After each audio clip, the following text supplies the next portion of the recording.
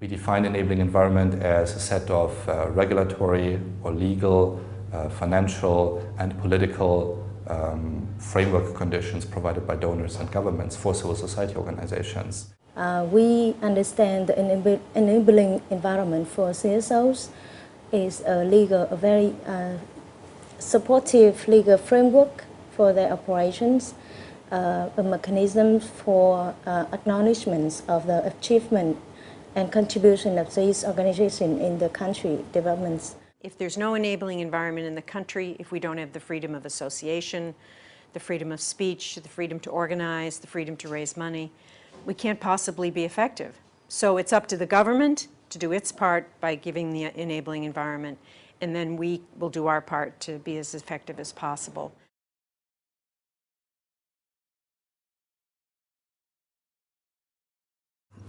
The enabling environment in Africa. Oh, that's a big issue. Now, what we are trying to do about this is to see how we can have solidarity among African civil society organizations, because they have different experiences depending on at the level where they are at and their country situation.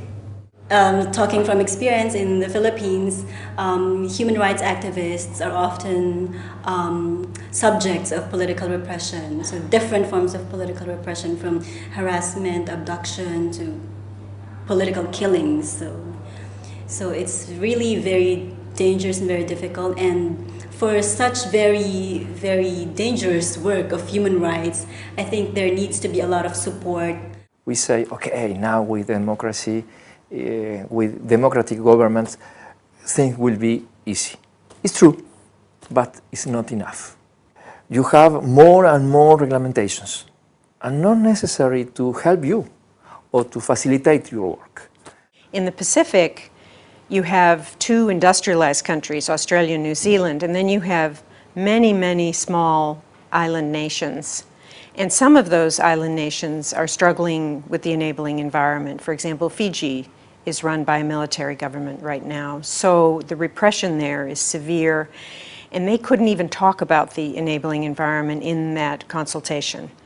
Enabling environment is key to the journey that we have marched so far. And believe it or not, enabling environment is not conducive in Cambodia right now. With the threat of an introduction of a restrictive legislation that may restrict our work, our ability to perform independently and serve the people of Cambodia. Government went behind our back and came up with a law that is not very conducive to our existence in Zambia, especially NGOs that are involved in advocacy work. Yeah. And they've put in conditions where, as an NGO, you have to reapply like every year. As Zambia, we are not alone in this situation. Most of the NGOs, especially African NGOs and some NGOs in Asia, and also, for example, given an example of Cambodia, they are in a situation where there are all these laws either being governed by weak laws or by hostile laws. But as civil society, we are determined, I think, to move on, to face government, to face donors, and make our voices heard and stronger in terms of unity. ¿Cómo está el asunto del ambiente habilitante? Nosotros encontramos que en particular hay como tres tipos de ambiente. Uno en donde tenemos leyes favorables, leyes amistosas, leyes que promueven la organización social, pero ahí las organizaciones encuentran problemas de implementación. Hay una buena ley, pero a la hora de implementarla en la realidad, la voluntad política no es tan clara. Tenemos un segundo grupo de países en donde las organizaciones encontramos que no hay políticas claras. Entonces, si no hay una política nacional clara, cada funcionario público, cada servidor público trata a la organización social como le parece, como él cree que debe hacer. Y hay otro grupo de países en donde hay claramente leyes que persiguen la organización, que la declaran ilegal, que declaran, que criminalizan su actividad y sus acciones en determinados momentos.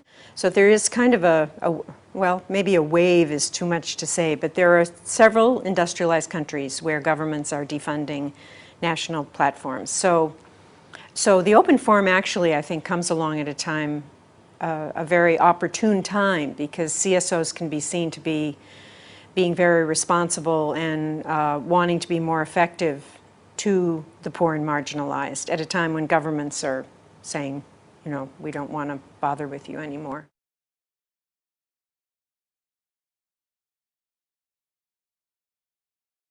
One good thing about Open Forum in terms of working on enabling environment is that it actually has provided a space for civil society to talk among themselves, discuss how, you know, the different situations, because sometimes we just know our own situation, but with the Open Forum, organizations from different countries got to know exactly what kind of disabling environment they have in their respective countries, and the Open Forum facilitated the discussion not just on, you know, sharing of experiences, but also on brainstorming or talking about how to address or to deal with this situation, and come up with concrete actions on addressing those disabling factors.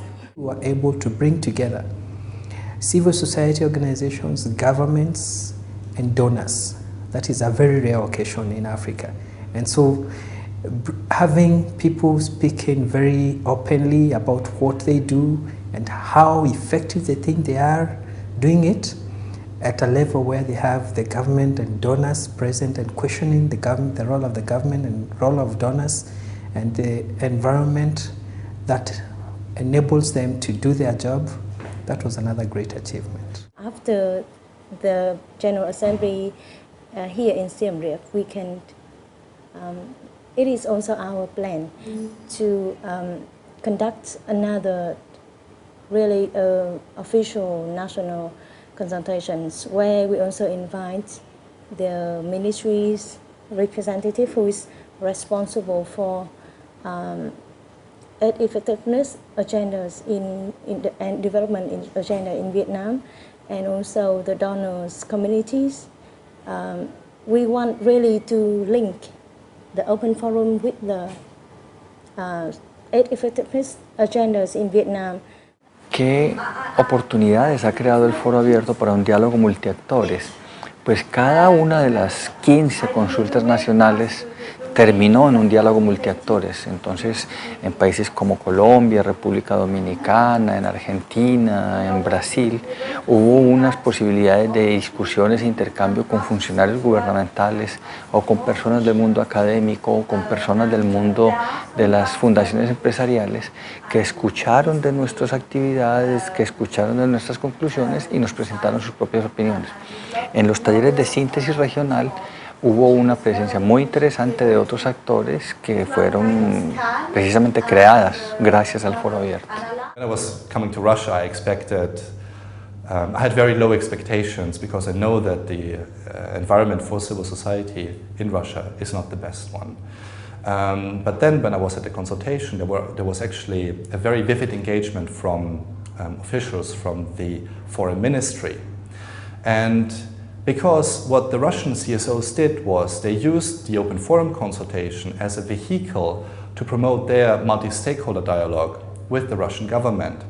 To be more precise, what they wanted to convince the Russian government to include them more and better in the emerging development cooperation program that the Russian government is now designing and expanding.